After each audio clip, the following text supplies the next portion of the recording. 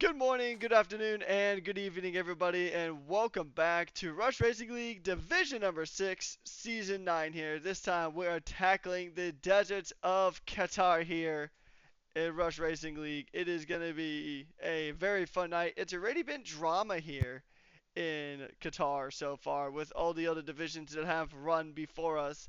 And this is the second to last division. Tomorrow we have Division 5, which will go ahead and round things out. But for the time being, we are here in Division 6, and we're about to go ahead and get ready with some high speed, high stakes, high form racing action here.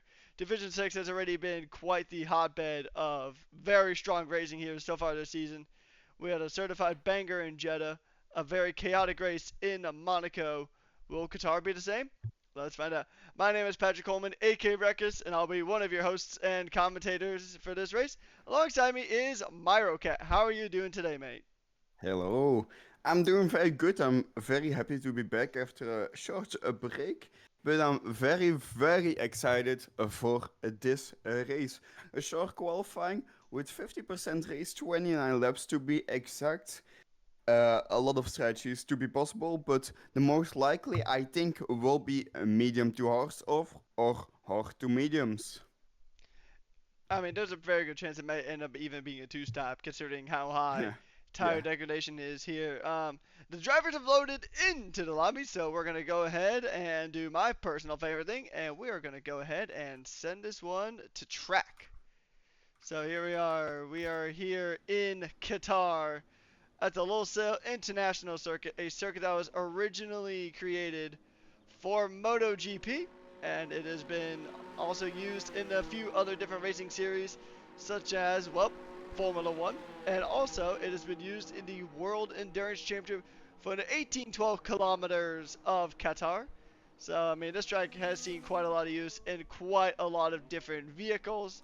So, I mean, it's an interesting track. I mean, you combine high tire degradation with the fact that it is just it's a very hot track out here in the middle of the Yeah. desert. So you put those two things together, especially with how brutal F1 25's tire model is, then you know it is just it's chaos waiting to happen.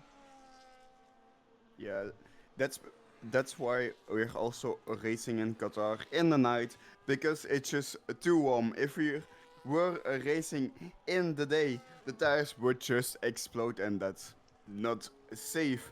Of course, a lot of tire degradation. Turn one is a very excited turn because it's almost a 90 degrees, and for the first corner into the race it can be hectic and sometimes be a wreckage. So I'm very excited for that. What will become of that? Maybe people will crash, maybe people will take a lead or something.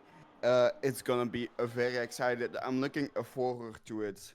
Right now I'm watching the first person who got out of the bitch, and the first person who is gonna start a lap, Jay Makey in the McLaren.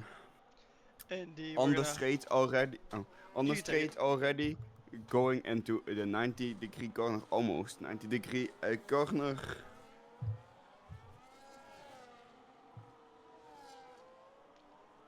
I believe. Now, Oh, there we go.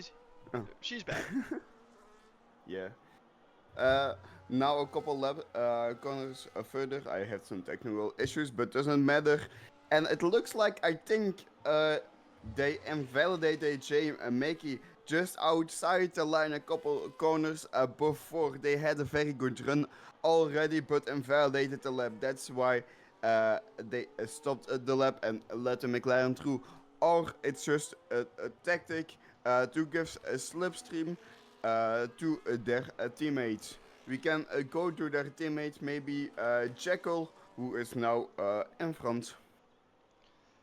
Jacko right now is setting a purple sector in sector 2, and I realized I was actually on board with the wrong McLaren, so apologies for that.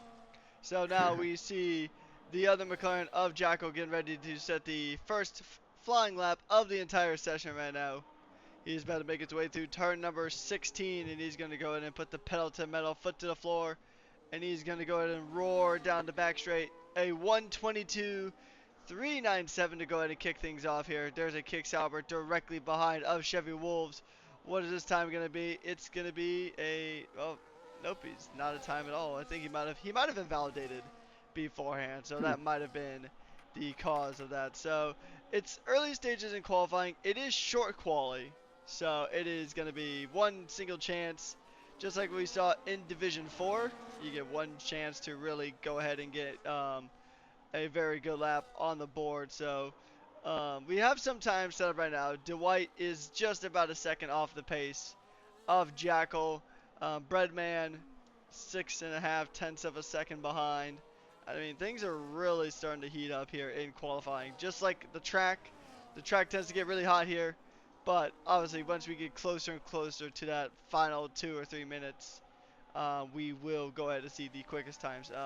Hayden Skate has left the session. Do you have them added? If so, can you re-invite them, please? I will take a look at it. Oh, I just was watching H-Town. He had a purple a first sector, but now in the middle of the second sector, he spun out and invalidated his lap, unfortunately. A very good lap already from him and then invalidated it. That's why there's a yellow flag in the second sector, but I'm gonna take a look if I can invite them back.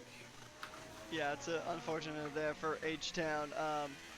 H-Town, I mean, he's had flashes of brilliance. He's had some very good performances.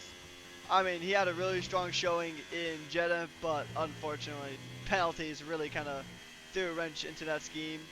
Um, and Monaco wasn't too bad of a display either. He managed to get a top 10 finish. And taking a look in the championship right now, he has 14 points right now, so pretty much right in the middle of the driver standings here for Division 6.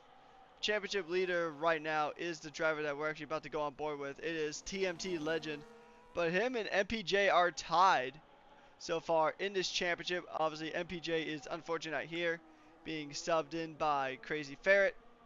So Crazy Ferret subbing in for MPJ, one of the joint championship leaders. So as long as TMT scores points, he will effectively take the lead in this championship. But there's quite a few drivers here that are still pretty close within the standings. So Breadman is only 6 points behind, and Striker is only an additional point behind. So I mean, those four drivers are all really close together in the championship points. And then let's go take a look at the constructor standings after Monaco. Racing Bulls is in the lead right now with a 16-point lead or 16-point gap to Mercedes in the back, 67 points to 51. And then you have this like group of like the top four teams here. You have Racing Bulls, Mercedes, Red Bull, and Haas, and then pretty much the gap just drops consistently when you go to Kick Sauber and then the rest. So it goes from 44 points with the Haas, and then you go to Sauber, and it is a point deficit of, well, they only have 21 points, so they are 23 points behind of the Haas team. So it's a pretty interesting. You got your definite top four, then the bottom six definitely are there. A team that really needs to start performing in terms of Division 6 is the team of Ferrari. Ferrari has 9 points, and I'm pretty sure for Ferrari, the less I say about Monaco Div 6 for them, the better. They had a very tumultuous time on the streets of Monte Carlo. Williams is another team that really needs to perform this week. Um, they were currently last in the overalls coming into this week. They were also last in Division 6 with only 8 points to their name. So it's gonna be an interesting session to see how this all plays out. Also, were you able to get Hayden skates in the session by any chance? It looks like I didn't got them added in time, All right, I so will go and maybe you see if I can can take a look try. at it.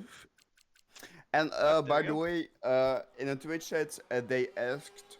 to for qualifying, that you show the time instead the times all the times instead of There we like go. the gap between the times, like it is right now. Yep, we'll go ahead and bounce between the two. When we get closer to the end, we'll switch it back to the intervals. But Okay, chat perfect. asks, and I shall give it to them. Yes. So we have represented the Hayden times. is back, Um, by the way. They joined back at. I yeah, just I got a found him. message. Perfect. That's good. All right. Right now we have 13 people. Oh no, now 14 people who set a lap time on 14th place as Shake. J make it with Ooh. 126.3. In the front is Lucas. Not gonna read that whole name. I'm quite bad at it. 122.279. It's gonna be very excited. I think for the rest of qualifying, because the track will become much better, and in the end the last lap is what matters, because the circus is so fast, because all the tires, uh, so if you make a mistake, you can drop a lot of places. If you drive a perfect lap in the end, you can gain a lot of places. Right now, I'm watching a VSC. Pauli Hell is right now in 12th place, coming out of the second sector. He used already a lot of a battery, it looks like, but he doesn't got a lot of places. Yeah, circuit to go. Right now in the last corner, pretty good exits, not the greatest. Got some dirty air from the person in front of him who pitted, and he gets into fourth place with a 123.083. Very good lap from him. A lot of places gained. Now he can go into the pits and wait, I think, for the last lap. We got Indeed. 5 people who didn't set the lap time yet, so they are waiting, or they invalidated, or they need to set a new one as soon as possible. Indeed. We have quite a few drivers, or we have a few new drivers going ahead and making a substitution. One of which is the aforementioned Crazy Ferret, who is on lap right now, going ahead and making his way through Sector 1. And so he's going to go ahead and replace one of the joint championship leaders here with MPJ being subbed out for this week in particular. I think it's just MPJ was unavailable, so Crazy Ferret is going to jump into that hot seat. So he's making his way through Sector 2, going through turns 9, now turn number 10, and then going through the hard sweeping left-hander here. You go foot to the floor, pedal to the metal throughout this entire sector. It was a purple sector 2 temporarily, but that purple very quickly vanished, getting past one of the Ferraris there, who has also made a substitution for this week. And then going through turn number 15, full speed down to the final corner of turn number 16. He's going to go ahead and hug the wall, or hug the apex. Going to go ahead and use a good amount of curb on the way out. Now the curbs are pretty notorious for shredding up tires, but Crazy Ferret is having a crazy good time of a 123.071, good enough for P5, and that just leaves Hayden to be the only driver yet to set a time, as we are on board now with Hayden Skates. We'll see if he can go ahead and set a good time. Williams needs a strong result here. Monaco was shaping up to be something pretty spectacular, just unfortunately fell away from them, like it did Ferrari and like it did Alpine in Division 4 in particular at Monte Carlo. But I mean, Williams they've had a rough start to the season, and but not just in this division, just across the board. Coming into this week, they were the only team that had a double-digit point score. So everybody else had 3 digits in their points tally. Williams only had 2. Looking to turn things around this week, and I mean, they almost had a win in Div 4. Just unfortunate penalty and an unfortunate incident knocked him down. But a driver I really want to keep my eye on is the driver who just set the fastest lap of Lucas. Lucas, on his debut for Rush Racing last week in Monaco, Very strong qualifying, led a good majority of the race, but unfortunately just got a little too greedy and ended up losing out of. He had an on-track podium, but penalties and other things dropped him down to P7. But it was a very strong debut from Lucas in Monaco earlier on this or last week. So it'll be interesting to see because Alpine have had some pretty decent form around this track. With Alpine even taking the win in Division 4 earlier on this week.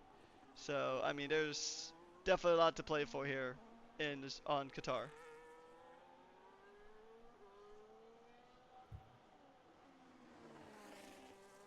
Now it looks like not a surprise. Everyone almost is into the pits. Only Hayden, Lucas, who just set the best, fastest lap of everyone, point two ahead of everyone else, and Jekyll are not into pits, and now also the Haas in 11th place of the White, also not in the pits, and not two people are on their outlaps because they're all waiting that the track will be better to drive it, more traction, but they will come out all of them at the same time. It's maybe a risk, yes, but you have a lot of more better traction on the track. But it's just also a risk because there is a lot of traffic in front of you, a lot of dirty air is possible. That's why a couple of people decide to go early and maybe don't have a lot of traffic, but just have also enough traction on the track. So it's a strategy decision that you need to decide what you find the best at. People are slowly but surely coming out with 2 minutes and 30 seconds remaining. Who can we go on with the lap? Who is in front? I'm gonna have a look. I think one of the Red Bulls. No, I'm wrong. I'm just. So actually, I have been What? informed via Twitch chat that Crazy Fair is actually indeed MPJ. Is doing EA things and switched his name around for some reason. So we do have both of the joint championship leaders here in Division 6 in this lobby. So that is actually going to spice things up quite a bit. They're not too far apart right now in qualifying. And I also do want to make another correction. Alpine almost won in Division 4, but they won in Division 5. So it was a very close one, but due to penalty, I think it was an on-track victory, but due to penalties, Chidong and the Kick Sauber won in Division 4. So I knew Alpine got a win. So Alpine does have some pretty strong form around his track, and we're seeing it again with Lucas going in and setting a provisional pole time.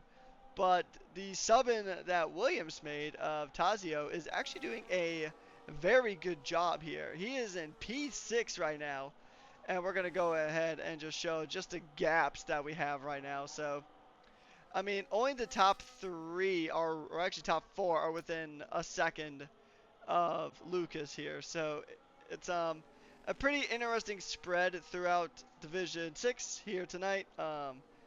About 5 seconds separates the entirety of the grid. But once again, there's a lot of drivers still on an outlap, still wanting to improve. This track is the most rubbered in as TMT goes in and jumps his championship rival. Now he's up into P5. So that's a good result here, or at least a good starting point for the Racing Bull. And now we're going to jump on board with Crazy Ferret. Is he improving? He's improving by half a second. 6.5 Ooh. tenths improving. Now it's even further. So it is basically right on half a second quicker. So I think that would actually put him ahead of his championship rival here. He's going through turn 15 and now about to make his way down into turn number 16 here.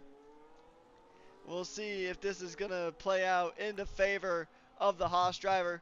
A few drivers have went ahead and crossed the line. And it's up to P3 for Crazy Wow. Ferret. What a job from the Haas driver. Jackal has impeded, so his invalidated. His lap's done. Lucas has invalidated. His lap is done. So what about Breadman? Can Breadman go ahead and jump into that pole position? The winner from Monaco is going to go ahead and give it everything he's got.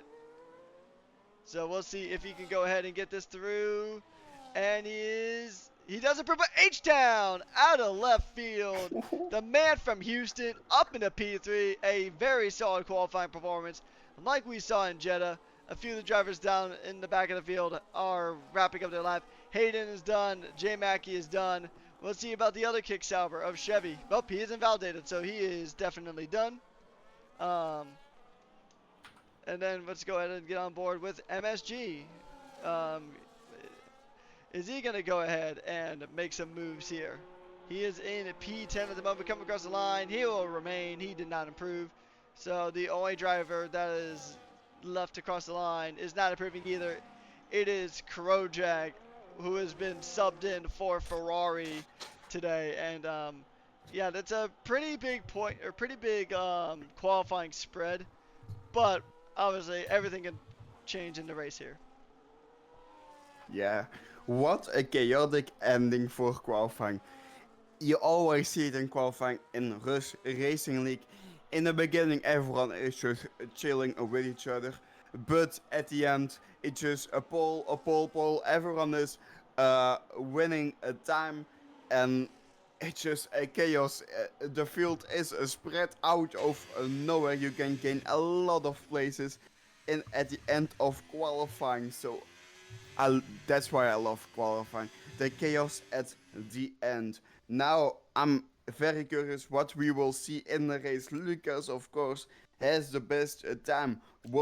Is it possible for him to, with his pole, to win the race? Maybe with a bad strategy call, he will lose a couple of places. We will see. What do you think?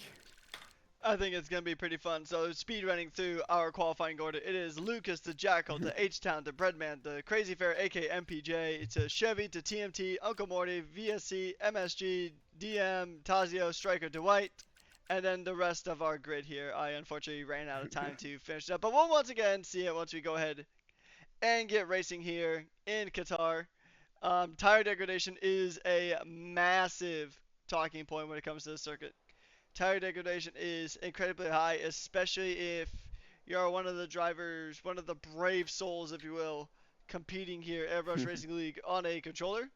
Because tire wear on a controller is drastically worse than a wheel for some reason that I am not entirely sure of. But I mean, tire degradation is going to be a point here. That pit lane is also going to grab a few people, I'm predicting, just because it is such a sharp turn to get into the pits. It's pretty easy to speed right past if you're following the apex. So a lot of things at stake here, a lot of things on the line. Two championship rivals tied for P1 at the moment in the drivers championship here. 2 rounds in Division 6. So, I mean, you couldn't ask for a better track to see carnage. Because unlike the other tracks we visited this season so far, this is a wide circuit. So there's a lot of good overtaking opportunities here at Qatar. You got to pick your moment and send it. But those opportunities will present themselves pretty often here around this very chaotic desert track that's honestly funny enough I always see it looks like a coral. But anyways, we're gonna go and get started with this race here. You see those 5 red lights coming on, and it's lights out and away we go here. We are underway in Qatar. You can see just how much of this track width these drivers are going to go ahead and use. H-Town and Breadman going in fighting for position, and a McLaren has gone wide there. That is Jackal going a bit wide there going into turn 2. So, I mean, it is a pretty wide track. He didn't really lose many positions, I don't think. Let's go ahead and see what tires everybody has started off with. So, a majority of this field, actually, about roughly a 50-50 split between the mediums and the hard tires here as we go ahead and kick things off here in the desert. Oh, there's a Racing Bull going wide. That is Striker going a bit wide there. A few drivers actually going wide there in the second corner of Sector 2. So that is a bit of an interesting moment. Jumping back up here towards the front. Here's the possible race strategies given to us by the game. But I'm sure the race engineers... Oh, what is going on back here? Filthy Orange has been spun around in the back. Filthy Orange getting spun right around. and that is Drewzilla also spinning around as well. So the Mercedes and the Alpine kind of getting into it. There's another yellow flag, and I think that's actually Hayden Skates losing some positions as well. We have completed lap 1, and Lucas does set the inaugural fastest lap to the surprise of no one. And we see Hayden Skates trying to send it around the outside. A few drivers having to come into the pits. So MSG is in the pits, and Quicksilver Deck in the pits due to damage. And it's not as chaotic of a race start as I thought, but still some early drama in the early stages. Yes, for sure. Lucas already with a very, very good start. 1.5 seconds lead. That's insane for one lap. Even though in second place, Bretman also has the medium tires on, but he is maybe like not using it as much and probably saving it for this strategy, maybe going for a one-stop strategy, while Lucas needs to go for a two-stop strategy if he keeps pushing. A lot of people won places, like Striker won 4 places in the first lap. Jay Makey won even 6 places in the first lap. And also in 15th place, Hayden also won 5 places in the first lap. But also people like in 16th place, VSC lost 7 places, Filthy Orange 9, and even in 19th place, MSG overloaded. He lost 9 places in the first lap. So quite an insane and a fun first lap. Also the second lap already done. Lucas still in the front, losing a bit of time to the guy behind him, not pushing as much anymore, but still in front of the 1 second. So Bradman doesn't have a DRS. Also, Bradman also is almost a second in front of H-Town is right now. So H-Town need to push a bit to keep in a DRS. Indeed, yeah, and I know in chat there's some discussions of if Lucas is indeed a Div 6 driver. But here's the thing that we have to note about Lucas is he's got really solid pace, right? We saw in Monaco he had a very good race in Monaco for the most part. But Mhm. at the end, that rookie mistake kicked in, and he spun it just before the second hairpin leading onto the straight going into the tunnel, and that pretty much ended up putting his race right down the order. And then he also got some penalties, so the pace may be there, but the racecraft still needs a bit of work. But he's new, and that just comes with time. But right now, you wouldn't think that Lucas is a rookie considering the laps that this man is putting in right now. He just set another fastest lap around this circuit, but he's not exactly pulling away from Breadman here. Currently in a P2, we're going to actually jump on board because it looks like a very good battle between the sister team and the senior team of the Red Bulls, the Racing Bull of Striker, trying to keep Uncle Morty behind. Now, Racing Bulls, remember, is in the lead of the Constructors' Championship here in Division 6, so they're going to want to try to keep that as best as possible. But once again, talking about championships, MPJ is ahead of TMT, so um, just based on that alone, he will jump TMT if he finishes in this position. But Breadman may potentially take a jump into this championship lead. We'll have to see how this race plays out. It is still early times here, though, in Qatar. It is only lap 4 out of 29. So there's still a lot of racing left to go. Anything can happen. But Crazy Fair was pretty much right up the back of Jackal, who himself has lost 2 positions. And Quicksilver will be the first driver in this Grand Prix to grab a penalty. He gets a 3-second time penalty for a track limit violation. So we will see. We'll see if Ferrari has another rough weekend here in Div 6. It is looking a bit better though for them, with Krojag currently sitting in P13 here at the moment. So it's a good start. Well, I guess I should say it's an okay start, better than Monaco, because Monaco was Monaco was a rough time, a definite dark day. But Krojak is going to go ahead and make the pass onto DM. The Finnish driver getting overtaken by the Ferrari. And Krojak is doing pretty good in that Ferrari seat for being a reserve driver. But the one thing about Rush Racing League, if you are new, is if you see a reserve driver jumping in, then that is definitely a driver that you really want to keep an eye on. Taking a look at the other reserve driver filling in this week, Tazio is actually doing pretty good. He's in the top 10. In Rush, the points go down to the top 15, but still getting a top 10 finish in a very competitive league like Rush Racing is a testament to skill in itself. Yes. Lucas and Bradman, the top two of the race, are running away with each other. Bradman won a bit of places, I think point 0.5 or point 0.6 even in the last lap, but he made a couple of big mistakes in this lap and lost it sadly all. So he's not back entirely into the DRS range of Lucas, but still has a possibility of overtaking, maybe with strategy, maybe with waiting. The other people right now, three people behind the top two, are fighting with each other like a jackal. 4.3 almost behind H-Town, so he can go for the move any moment maybe. You need to be like 0.3, 0.4 behind to go for a move. So it will be interesting to see what's going to happen any moment. While Ooh-wee. Filthy Orange 8th place, it looks like he DNF'd into the pit lane. I'm not sure what happened, but I hope we see him next week again racing. Yeah, I'm not sure. That was definitely a retirement in the pits, so that is okay.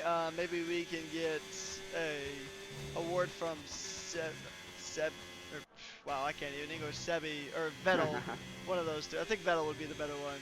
So let's go ahead and give them the telemetry. The people requested the telemetry, and they shall go ahead and get it.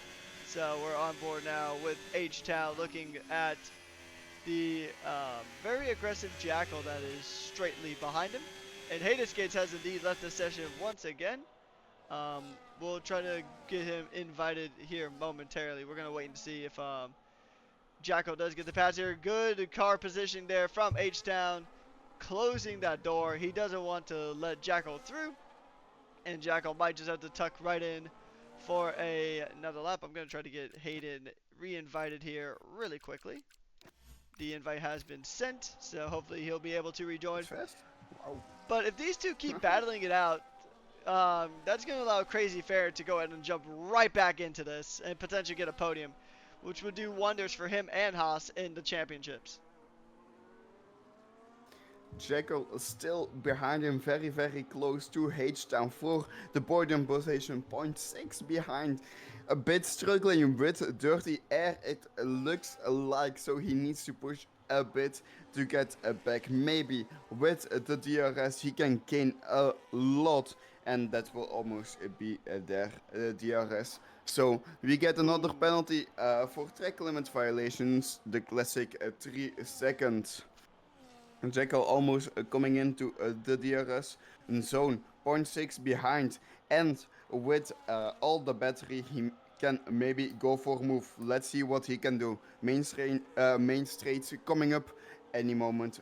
Right now DRS will be right open, and battery 2 still 0.3 behind, 0.2 go taking a look at the sides, going on the inside, almost touching with each other, but he gets the move done by braking later. It looks like hopefully no one has damage. It doesn't look like it.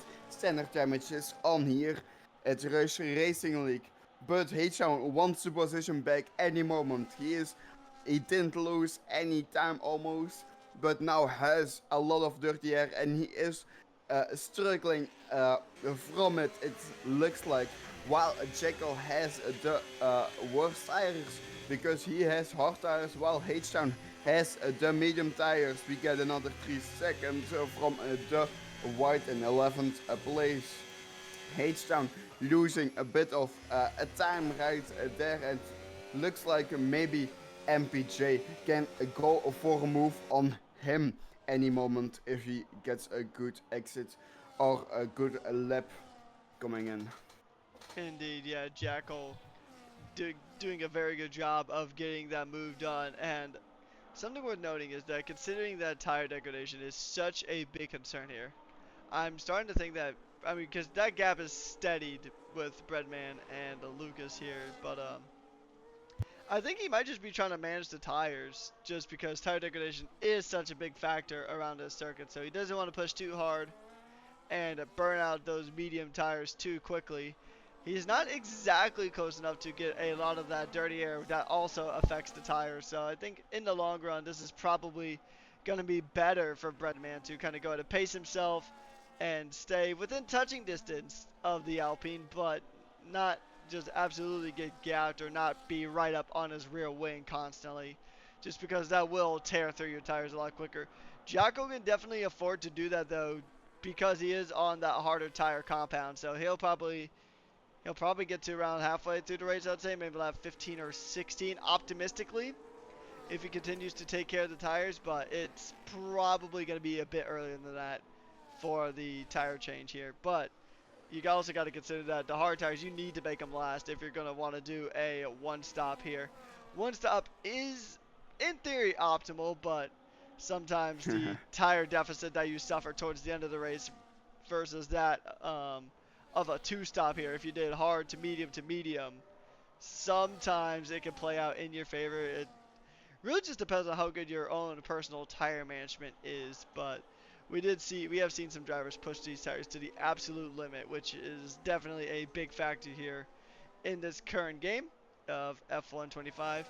If you're playing F1 24, then you jump to 25. Probably the biggest thing you'll notice is just how quickly those tires will fall apart. Indeed, H-Town is already back into fighting Jekyll. I just a second ago he was point 0.4 behind, now almost point 0.7, so he might go for a move.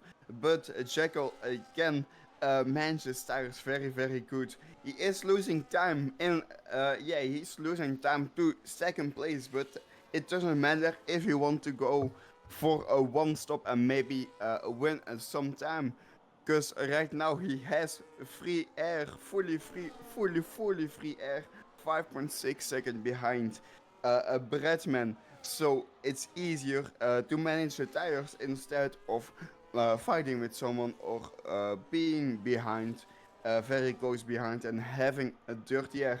We get a first person who is pitting. It's Jay Makey going on to the hard tires.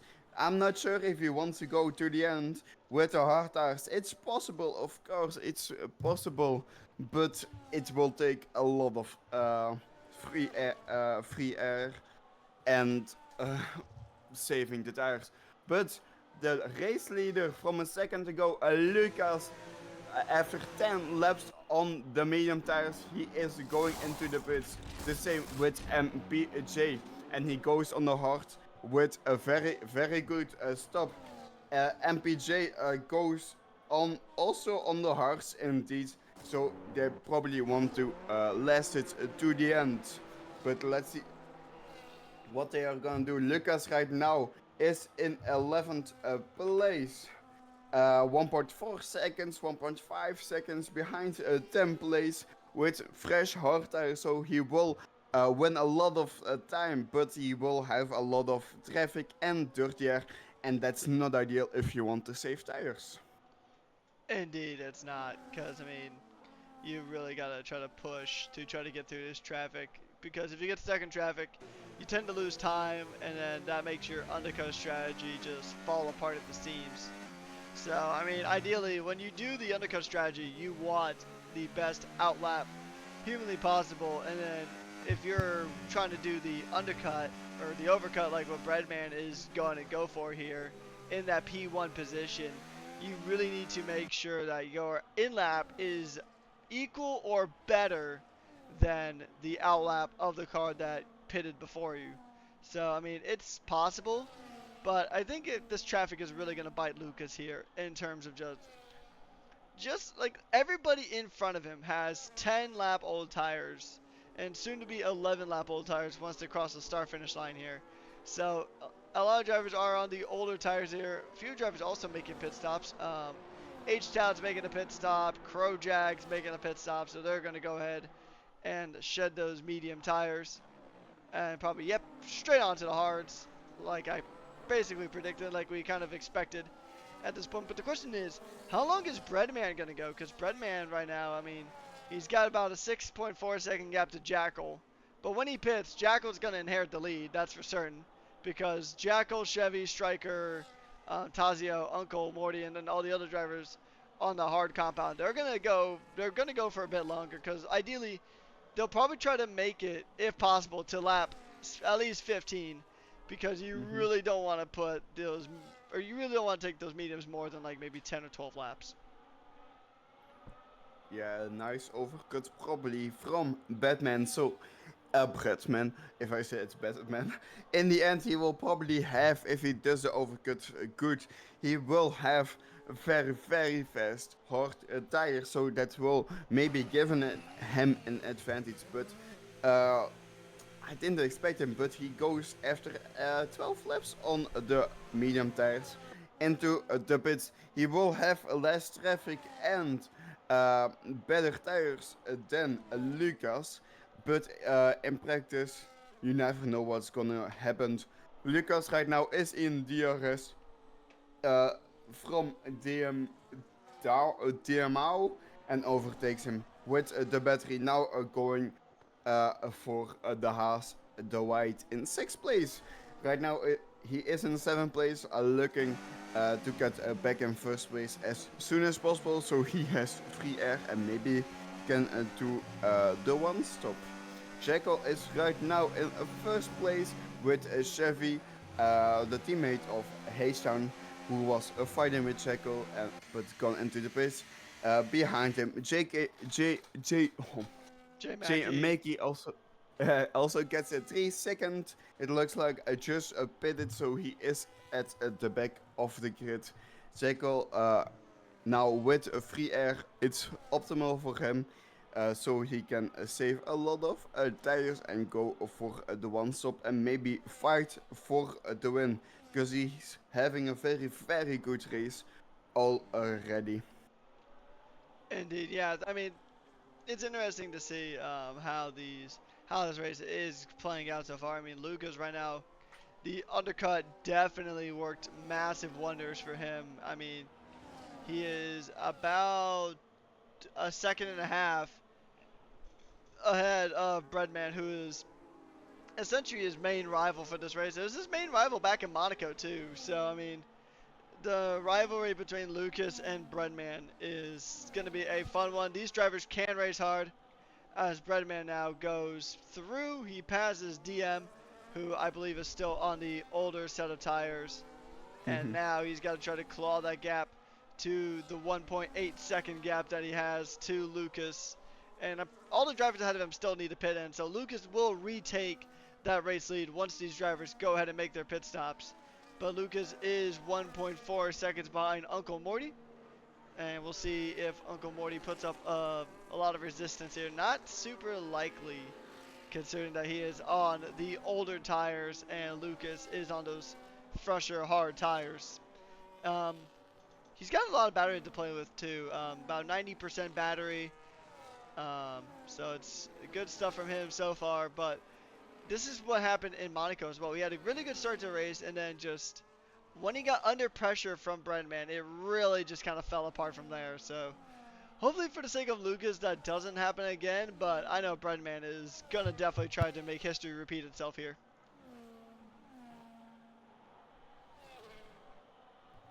Yeah. Bradman right now very close to Lucas. He is in his back waiting to hopefully overtake him. To lap fresher tires. That will be a difference, and indeed he takes the fastest lap of the race already. He in the beginning of the lap he got fastest sector 1, if you're curious. And now he is winning a time to Lucas. but he isn't in a DRS range already. So that's a bit hard from him, losing a bit of maybe with that, but still with the two lap fresher tires, everything can change. Jacko probably maybe going for the overcut. For the hard tires, it's like the pit range is around the lap 17, so we will see a lot of chaos in like 2 or 3 laps, and maybe someone will go into the front. Maybe someone. Checo maybe will go for the undercut, so he will have track position, and maybe someone will go for the overcut, so they will have better tires at the end. Bradman is in DRS and very close to Uncle Morty, the Red Bull, probably going for the move any moment because he has a 12 lap uh, better tires than him. Now with the DRS, and Lucas takes the fastest lap of uh, the race, and by no one's surprise, Bradman overtakes him. Now 2 seconds behind Lucas, trying to win a lot of time now, so he will have maybe track position or can overtake as soon as possible. Because right now he's just suffering and dirty air. Indeed, yeah. So I mean, you really got to try to get through that dirty air, or else it's gonna put a world of hurt onto those tires there, and on the track where we've stressed it over and over again that the tire management is gonna be a key factor in this race. As MSG overloaded gets a 3 second time penalty, he'll join the penalty club as we are right about half race, a little over half race distance here at the Losail International Circuit here in Qatar. Um, I mean, overall, this has been a pretty solid race. It's not as chaotic of a race as I was initially expecting, but Div 6 has really impressed this season with how clean the racing is about a majority of the time. I mean, it's less chaotic than some of the other divisions. I heard Division 1 had a bit of a tricky race around here. Division 6 has had a very, I mean, Division 6 arguably might be one of the cleanest divisions here at Rush Racing League, as Breadman now goes ahead and gets the fastest lap of the race. And oh, look at this maneuver here from Lucas, sending it around the outside. I mean, that is an audacious move there from the Alpine. He gets it done. What a pass that was. And now Breadman is also passed. So now, I mean, Breadman is within DRS range of Lucas, and Lucas is still about 4 seconds behind our top three here, who, mind you, have still yet to pit in. So they're probably going to pit in within the next 2 laps, I would say, at the latest, probably sooner. It's probably going to be this lap or next lap realistically, but we have a fight for the win on our hands here. It is the Alpine of Lucas and the Mercedes of Breadman getting ready to fight tooth and nail for the race win here. I mean, these two fought in Monaco. It went Breadman's way. Is it going to be the same? Is history bound to repeat itself? Or do you think Lucas has a chance of winning this thing? I think Bradman is now the favorite to win, has the most chance to win. He is in the DRS zone of Lucas, not anymore right now, but and has better tires and is also in the slipstream. So I think he has a better chance. But now the leaders on the old hard tires are finally into the pits, going on to mediums with the one-stop strategy. Jacko right now coming out of the pits, and let's have a look. It will be in 6th or even worse place. Yeah, in 8th or 9th even. 8th place right now, it looks like he ended up. If he wants to win still, he needs to overtake a lot of people, but maybe it's worth it with a fresh medium tires, and maybe possible, because now everyone is on the old hard tires. Yeah, And with that, it's Lucas and Bradman are again like in the beginning of the race back in front. Bradman with DRS, Lucas without DRS. So I think Bradman will go for the move in any moment. indeed, yeah, he's I mean, he's got a good chance to. I mean, you said earlier that you want to be within 3/10 of a second to get an overtake here. I mean, he's even quicker than that. He was at uh, just at 1/10 earlier, about 10th and a half Ooh. earlier separated these cars, but now as they go through the twisting corners of Sector 3, that dirty air does make it a bit harder to turn that car, but the Mercedes man is going to go ahead and try to stay close. Lucas trying to jockey for position, trying to go ahead and prevent the Mercedes man from going through, but he'll be unsuccessful. The DRS and ERS combination of that Mercedes was just quicker this time. But he really burned up a lot of battery here. He was down to 2% battery going down Wow. that start finish straight. So he's really got to go ahead and try to harvest. Because if you look back at Lucas, Lucas has got about 80% battery compared to the 30% battery of Breadman. Now, luckily with these corners, Breadman does have a lot of chances to go ahead and build up that ERS, so he's definitely setting that ERS setting to harvest, going and try to get as much battery as he can so he can attempt to make a defense down that back straight in the only DRS zone on the track. Probably really your best chance of making an overtake. But we have seen some really good overtakes here on this track. I mean, the overtake from Lucas earlier on to Tazio was really, really impressive, but he's got his work cut out for him if he wants to still try to win this race. Funny enough, there's still two drivers who have yet to pit, Tazio and David, who also appears as DM. I've been instructed to call him David, so that is what he'll be referred to for the rest of the broadcast. But it is worth noting that these drivers are going to have really fresh mediums going to the end. And actually, I see Uncle Morty on the soft tire, so that's a very interesting call. Maybe he's trying to get fastest lap for Red Bull, which is in itself worth a point, as long as you finish within that top 15. So maybe trying to score as many points as he can for Red Bull. It's kind of an interesting choice here, but I'm sure the race engineers are cooking. They have their reasons for stuff, and we're going to actually, and just taking a look at the championship standings as it sits right now. Crazy Ferret definitely made out big here. He is definitely going to go ahead and at least, at bare minimum, he's going to go ahead and jump the current joint championship leader of TMT. They're tied on points coming into this race. And Crazy Ferret, also known as MPJ, has had a very fantastic race here. He's got H-Town and Jackal for company, though, as Jackal is now pretty much right up the rear wing of the Houston driver in that kick Sauber. He was in the commentary box for Division 4, so he does have an outside view of how this track is supposed to be driven, and he's doing a pretty good job right now. He is in 4th, so it's been a pretty solid race here from H-Town. But Jackal is going to go ahead and try to put him down into 5th.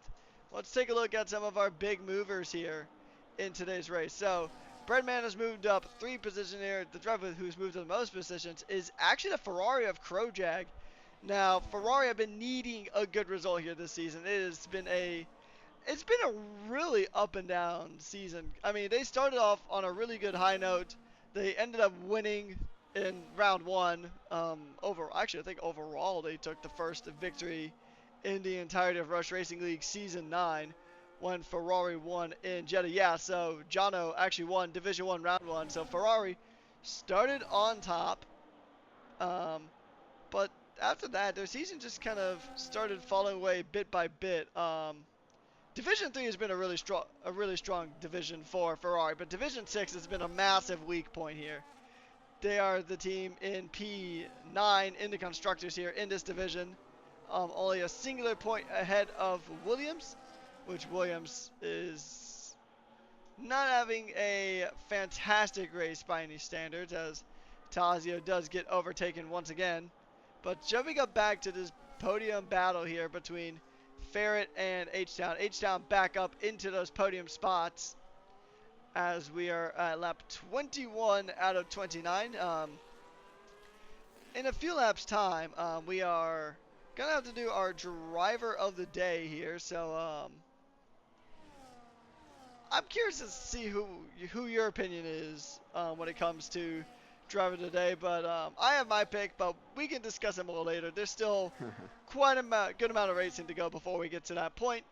But still, Lucas down the back straight, trying to catch up to Brenman. He'll close the gap, but not by enough to make an overtake.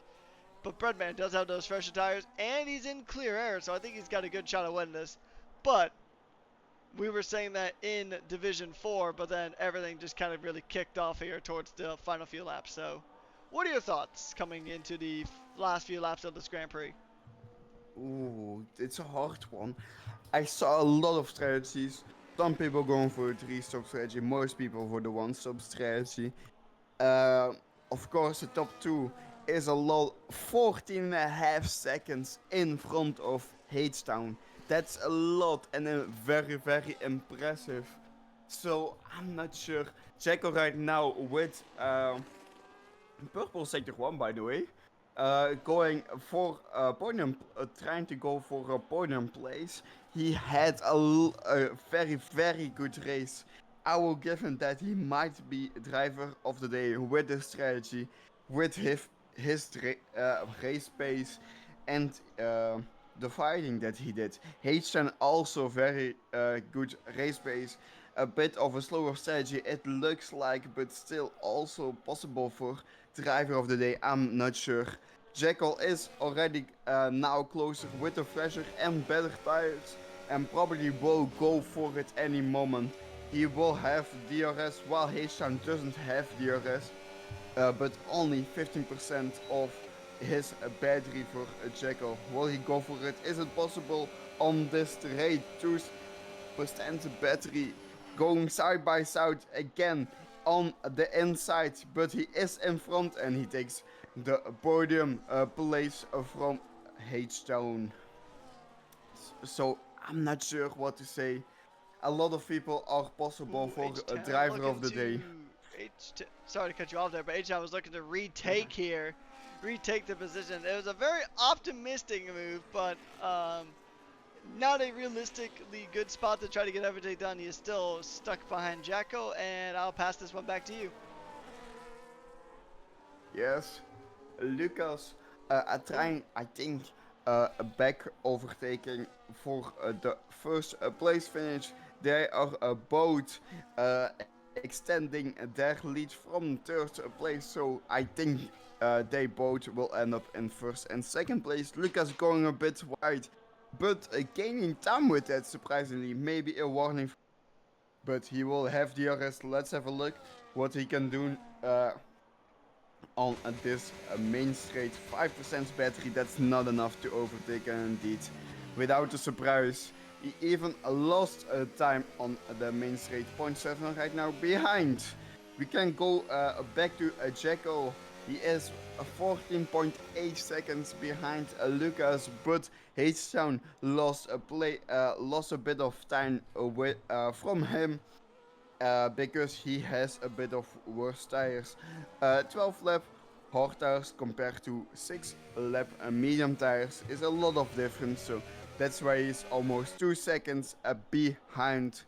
The soft runners that go for a third stop, it looks like they won a couple of places. Uncle Morty, I thought, gone out of the pits in like 11th or 12th place, so they won a lot of time, but they gone off the track, and a couple of them have a 3-second penalty, which can ruin their race a bit, sadly.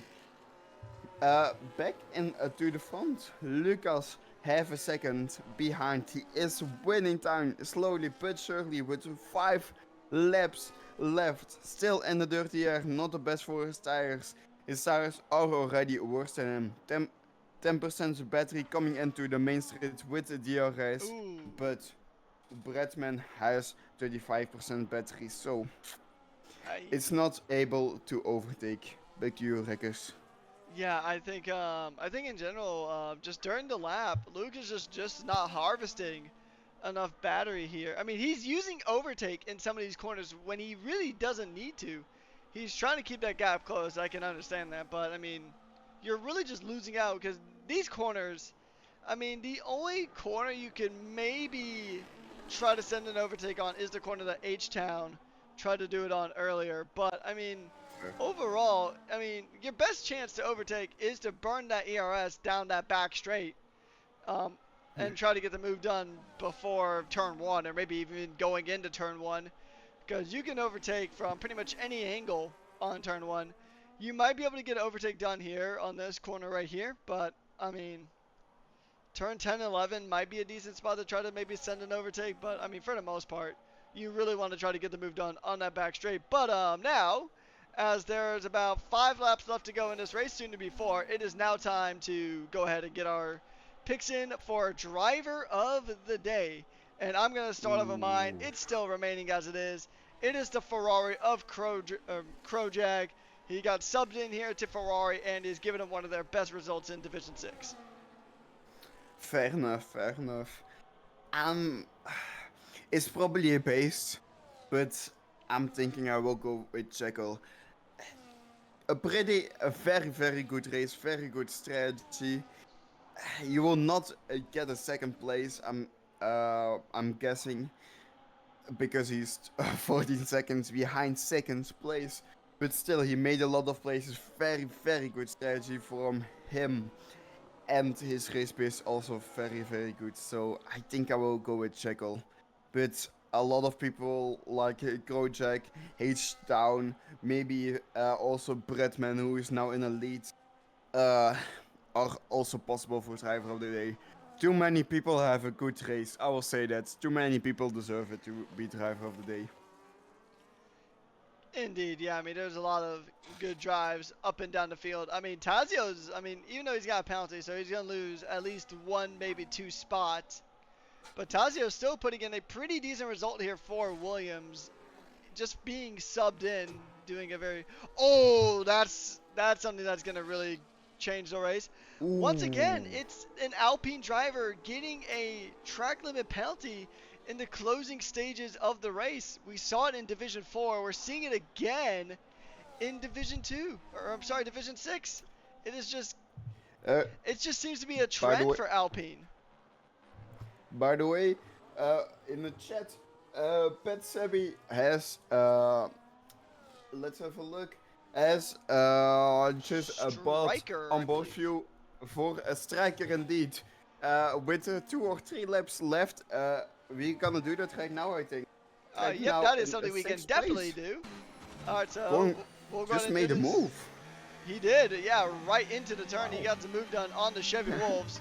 And now he's going to try to chase down after the crazy Ferret ahead of him. And we'll see if Striker can go ahead and make a move here. Striker has been definitely an unsung hero this season so far. I mean, he's pretty much just kind of showed up out of nowhere to get some really good results and some really good positions here. And we'll see, he's going to go ahead and follow, stay within the wheel tracks, going a bit wider than Crazy Ferret just up ahead due to that dirty air that is hitting that Visa Cash Up Racing Bull of Striker here. He's going to have to go ahead and try to get closer. He's going to give it everything he's got, but 59% battery, a pretty decent battery percentage, and he's going to go ahead and make his way through turn 11, going and making his way through the circuit, trying to get closer to Crazy Ferret just up ahead. It is the penultimate lap of the Grand Prix, so it is, I mean, it's all to play for here. Striker could even potentially get a top 5 here. He's got fresher tires, he's got quicker tires, and with every corner, that gap is shrinking to the Haas up ahead. He's going a bit wide, but he's going to have DRS. He's got the speed, he's got the slipstream, he's got the DRS now, but does he have the move? I mean, it's a very good run here down into turn number 1. He's going to shake for it. No, he tucks back in and waits to give it another go. I mean, he could have sent it, but I think that might have been more trouble than it was worth. So sometimes, like, I know Ayrton Senna is always quoted for, if you no longer go for a gap that exists, then you're no longer a racing driver. But it takes a really good driver to identify when a gap actually does exist. So that is good for him. And it looks like we have a battle between the reserve drivers here, as Tazio and Crow are both fighting it out tooth and nail. So this is going to be a very interesting battle here between these two fighting for position. I mean, actually, I think if it finishes this way, I'd have to look back at the points, but considering that the other Williams and the other Ferrari are both out of points, I think this would put Williams, I think at minimum this would tie Williams in the constructors for Division 6, because they're only 1 point apart. Ferrari has 9 points. Williams has 8. So we'll have to check back in on this battle here momentarily because we're going to head back to the front for the final lap of this Grand Prix. And it is Breadman taking the lead by a good margin now. He's got pretty much all the margin in the world now. It is effectively about 4.5 seconds due to that 3 second time penalty that Lucas has here. So Lucas does have a time penalty and he's already 1.3 seconds back. So the fresher tires are going to go in and play into the favor. We're going to jump on board really quickly with this potential battle between Striker and Ferret. And or Chevy Wolves is in this mix too, so a lot of things potentially going to happen here in the final lap of this race. And even then, jumping back here, I mean, Uncle Morty is pretty much right at the gearbox now of Crowjag. So this is a battle that, if we just had more time, I think this would be a beautiful battle to go ahead and spectate. But we're going to turn our attention back to the front here. He's only got 2 more corners left to go. It is 2 in a row for Mercedes in Division 6. It's been a very good drive, a very good strategy here from Breadman. And he is doing a fantastic job here. Coming across the line, Breadman is a winner man here in Qatar. The Mercedes man making it 2 in a row. And that's definitely going to bolster his championship right here. So we're going to go ahead and take a look. It is going to be Jackal rounding out that podium. But here's a gaggle of cars here fighting in the last corner. It is a multi-way battle for P5. H-Town comes across the line in P4. Who's it going to be? It's going to be a drag race single file line. It's like they lined up for a fire drill in high school. Crazy Ferret to Striker to Chevy to Tazio to Crow. So I think that does put Williams ahead of Ferrari. Oh no, Tazio's getting multiple penalties, so Ferrari will keep that P9 in the constructors away from Williams for now. But still, I mean, a pretty good result from Tazio. But your winner is the Mercedes on your screen of Breadman. Yeah, very good race. In the end, like for 5th place, a lot of battle. It was so nice to see the drag race. Also for 12th race, the white is zero point 0.1 seconds behind 11th place with the 3-stop strategy. So it is very, very close this race. It was, I want to say, it was a fantastic race. A lot of clean battles, a lot of strategy to see. Very close to each other, all of them. And top 2 just dominated the race. Congratulations to the Breadman and actually just everyone in the race. It was so close, it was so fun to watch. So many strategies, so many good strategies to see. So congratulations to all and especially everyone on the podium. It is a very well-driven race here. I mean, Breadman doing what he needed to do, keeping it within the white lines, and overall just executing on strategy, picking his moments. And I mean, he pretty much made the Alpine of Lucas just burn so much ERS there that even if Lucas was able to stay in the lead, he was just getting a bit too aggressive, going a bit too hot around the corners, and unfortunately that just wraps up his race. So taking a look at our results here, we have Breadman to Lucas to Jackal as our podium, and then it is H-Town, Crazy Ferret, Striker, Chevy Wolves, Crowjag moving up to P8 from starting from 17th. Ooh. What a drive from him. Wow. And then we have David, Uncle Morty, Tazio, DeWhite, TMT Legend, Drew Zillakilla, VSC, Paul and Hell, MSG Overloaded, Quicksilver Deck, J Mackey, Hayden Skates, and then the only retirement of this Grand Prix of Filthy Orange. Retired in the early stages of the race, and I believe we already have some of our drivers here for interviews, so we'll go ahead and make our transition to the interviews. Let's see, who do we have in here so far? We have Lucas and Hunt. I don't know what. Hunt is Jackal, so alright. Jackal, okay. Confusing sometimes. Yeah, it's alright. It does happen sometimes. But anyways, actually I'll let you take the first interview on with Hunt. Yeah. Jackal, my driver of the day. Congratulations to the podium. It was very, very close. With your strategy also very close with H-Town. How can you describe your fight with H-Town over the full race? Look, I just had my race engineer telling me that essentially I had to get past H Town if I wanted a podium. Mm-hmm. Um, I know H Town, we're good mates. Much love to H Town in that battle we had. We kept all our bits and bobs on the car, so big ups to H Town. We did a lot of practicing together, so yeah, I hope he's happy with P4. I know he kind of wanted that P3 because he tried to make a move in turn 4, but I was like, "What's this guy doing?" So yeah, no, I love you, H Town. Shout out to H-Town. It was a very clean fight in all the corners. I don't know what to say more. How, uh, how did you come up with your strategy compared to H-Town? Because you had a different strategy. You practiced together, but still a different strategy, and indeed it worked out that your strategy looked better. How did you come up with it? Okay, so the strategy was medium hards, and then I forgot to put the mediums on.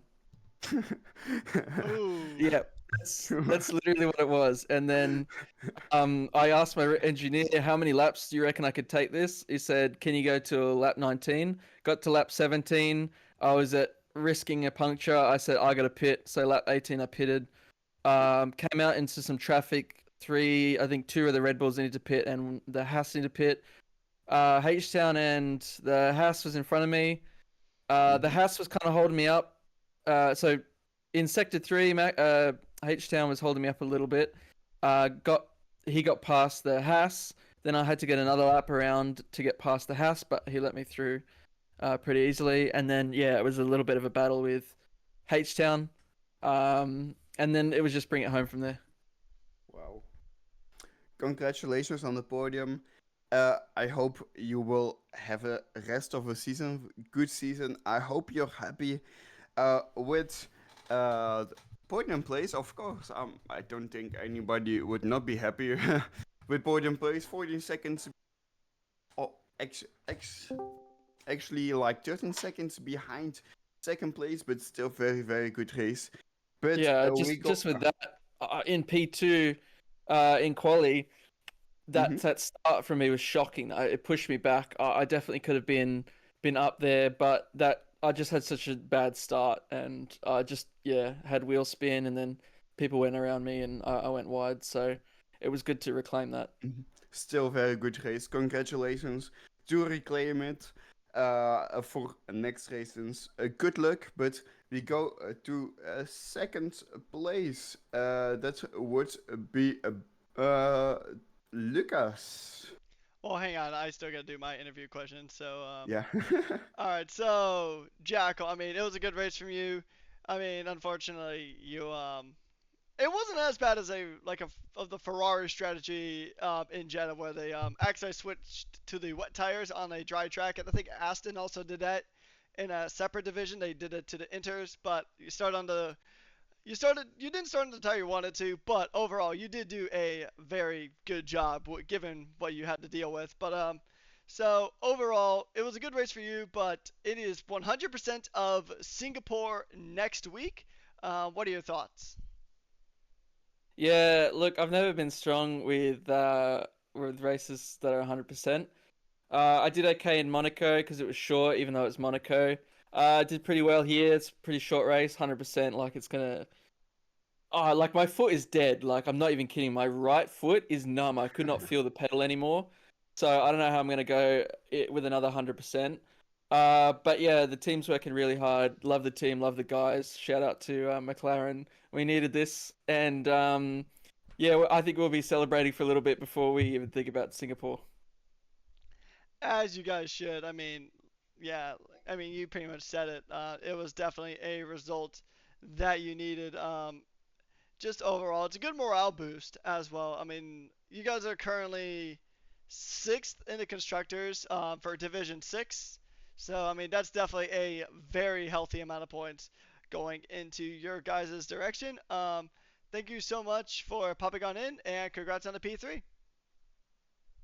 Thanks, boys. I just want to say big congrats to Brad and Lucas. You guys are quick. All right, we're gonna go ahead and jump on board with Lucas. So Lucas, how are you today, mate? Hey, hey guys. First, sorry for my English. It's not very well. So Don't worry. please uh, keep questions so simply. Uh, Racing was good to the second term of when I dropped uh, the hearts and I have problems with my ERS. uh, I don't manage it's very well. Uh, Brad is so good. He pushed all the time, and I thought, okay, let him go, and I will my battery change, but I make three mistakes and get 3 seconds. So I let him go and try to go to this second place. So sorry to my team because I thought I will first, not this time. Well, I mean, considering that you made your Rush Racing League debut last week at Monaco and you still put on a mighty fine performance, although unfortunately penalties dropped you down to seventh. But overall, you had a very strong race at Monaco, and the pace is definitely there. I mean, it was looking very good from you, and I think just over time, as you get more and more acclimated with how things work in Rush Racing League, I definitely think that you're definitely going to be a driver to keep an eye on as the season progresses. Taking a look at next week, it is 100% race at Singapore. So, how are you around Singapore? I love this track. I love street tracks. So uh, I hope it will be fine. Yeah. All right, well, that is the last question I have. I will pass you over to Myro. Yes. Uh, People I saw in the chat, in the Twitch chat, that you need to move up divisions because you're so good. What do you think about that? Do you think you can reach Division 1? Oh, maybe someday, but now I focus for this division. I think it's good for me for the first time in international league Mm-hmm. because to now I racing only in Polish leagues. So I think it's good for now, and I will see. Yeah, maybe someday I will come to first league. Yes. Do you have any goals for the championship? Do you maybe want to get a win, or for the championship, second place, maybe first place, or? Oh, I don't thinking about this. I like to win only, so I Mm-hmm. focus to the next race only, and that's all. Okay, thank you. Uh, Thanks. these are my questions. For today, so I think we'll move on to the next person. Who is the next person, Rekus? All right, so we're gonna go and jump on board with Breadman. Breadman, it is two in a row here. I mean, you're the winner man at this point. I mean, you won in Monaco, you won here, and I mean, overall, how are you feeling right now? Because we don't have the official points tally yet, but I think you're about to jump into the lead for this championship. Thanks, Wreckers. Just 1 week at a time, but good to get back-to-back wins for Merck and get some points on the board. Indeed, yeah, it was a very good race. You had a very good drive. Overall, how did you feel about the track here at Qatar? Uh, Thought I had good race pace, bit off in quali, I reckon, just P4. So I think it'd be a bit of work to get the win today, but it happened, and pretty happy with it. So, I mean, for the last 2 weeks, we were at street circuits, and now we were at a regular road course here. So, what's it like making that jump from going to two extremely tricky street circuits like Jeddah and Monaco, and then you come here to Qatar where the track is significantly wider? Uh, Bit easier to overtake first off, but it's nice not being too close to a wall and bit more space to overtake and stuff. Just definitely make things easier. Last question before I pass you over to Myro.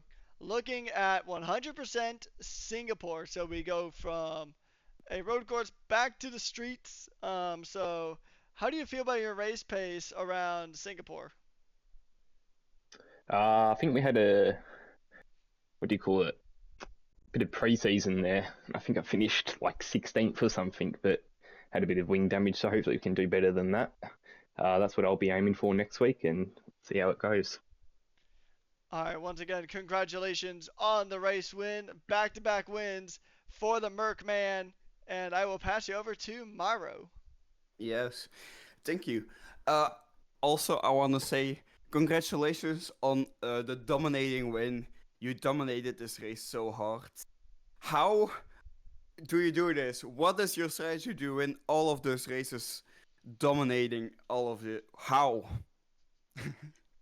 Uh, just try to keep the strategy the same, even with the safety cars in, and keep it clean as well. No penalties. That's what I'm trying to do. Penalties are killers. I know Lucas picked up a 3 second at the end, which was probably a bit annoying for him to take him out. But yeah, just those penalties are killers. And keeping the same strategy. 2 weeks in a row, it's probably been the best strategy I've been on. So being able to push the pace a bit and get away from the field. Fair enough. You have been on a double winning streak. Do you think with this winning streak that you can maybe win a championship? Because you're very, I think that so it's right 6 points behind right now without this race, first place. But now, do you think you can win a championship with this nice winning streak? Yeah, definitely hoping so. So hopefully I can get a few more points heading into the next few weeks and just keep the momentum going. Mm-hmm. Do you have any future plans in Rush Racing League? Maybe like Div 1 or something? Or is your plan to like chill it out in Div 6 and you will see? I'll just take it 1 week at a time at the moment, see where things take us. Fair enough. These are all my questions.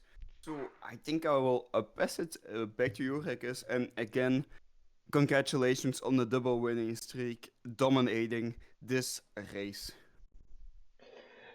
Thank you, Maro. Thank you, Wreckers. All right, so we do have one more interview to go and get on through, and it is the driver of the day. We have Krojag here in the commentary box. How are you feeling, Krojag? Yeah, not too bad. Yourself? I am feeling absolutely fantastic. Overall, I mean, you jumped in for a Ferrari here in today's race, and you gave them probably one of their best finishes, if not their best finish in Division 6 so far. So, I mean, good job on that. And you also won Driver of the Day, so you get an extra point on top of that. How are you feeling after all that? Yeah, no, it was good. I quite enjoyed that truck. So I was pretty happy when they offered me the seat for the night. So yeah, just try to repay them as best I could. I mean, you made up, I think, close to like 10 positions in that race, which is definitely a very good result that Ferrari definitely needed here today. Are you going to be around for Singapore, do you know? I'm should be available if they want me. More than happy to put my hand up. Um, either, Uh, there we go. either way, how do you feel about Singapore as a track? Because, I mean, I know it's some people like it. Actually, I think most people do tend to enjoy Singapore here at Rush. So, what are your thoughts on the Marina Bay circuit? I like the old layout. I'm not as keen on the newer layout, but yeah, I can get there. Yeah, it's made it a little bit quicker, taking out that slow patch. Interesting. I think you're the only person that I have talked to that actually prefers the track with the extra little slow section. The extra, I think it's like 2 chicanes. I think that they add in or that Yeah, they got rid made, of. made it more technical. I like the technical trucks. But that's fair enough. All right. I will pass you over to Myro. Yes. Compared to your race pace, it looked like in qualifying you could do a lot better. What went wrong there? Um, yeah, I just stuffed the second one up big time. The first one was just a base, and the second one I just blew it. So I should have been up around the 10th mark, I reckon, on the usual times. But yeah, you got to put it down when it counts. Yeah, fair enough. A bit of broad question, kinda. Do you have a favorite race coming up this season? Like, what you look forward to? What race? What track? I like Abu Dhabi. Abu That's my Dhabi? favourite track. Yeah. Yeah. Do you have a reason why, or? I don't know. I just like that one. It's just sort of usually do reasonably well on it, and yeah, just it's one of those tracks that I enjoy. Fair enough. Do you have a track that that's like your best track, or? Um, on this game, not really at the moment because I was a bit of a late starter getting it, and I've only got a few setups and a few tracks that I've done just as I've filled in for here and there. So I'm Mhm. still trying to get all the tracks down at the moment. But I don't mind this one. I like Abu Dhabi. Hate Canada. Uh, Yeah, I mean, for me personally, Abu Dhabi's just one of those tracks. I mean, I will say, if you like it, then that's completely up to you.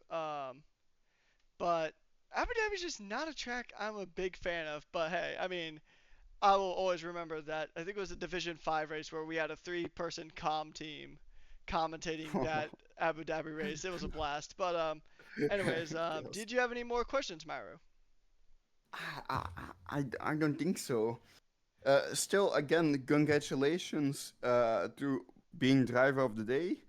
I hope you're back next week or the whole championship. And I'm looking forward to your race pace. I will have a look out for. no worries. Thank you, boys, and congratulations to the podium, boys. All right, Yes. congratulations to you as well.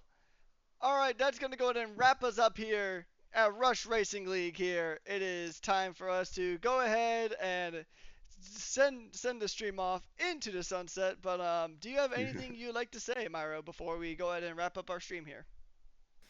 I just want to say congratulations to all the drivers. It's a very clean race, a lot of overtakes, a lot of a bit of penalties. Sometimes no pit penalty like you thought it would be, but for the rest, a lot of overtakes, strategies.